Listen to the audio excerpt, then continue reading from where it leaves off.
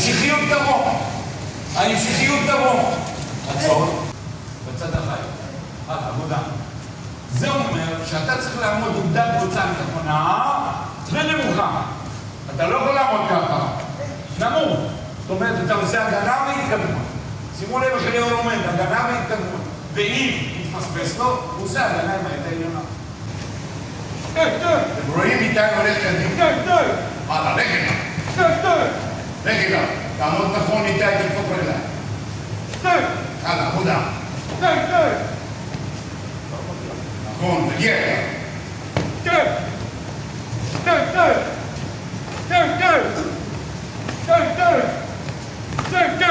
תודה איתי.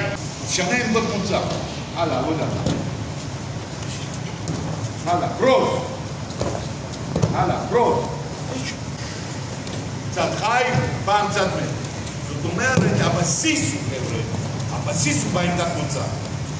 אם העמדת מוצא שלך לא טובה, אז התרגיל לא טוב.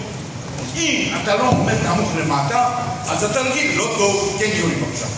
אם אתה לא עומד בהתאם לתרגיל ואתה נמוך למטה, אז התרגיל לא יצא לך טוב. כן, יורי? הלאה, עבודה. הלאה, לך יורי. תעמוד נכון. הלאה. יורי, הגוף לא הולך לפני הידיים. בבקשה.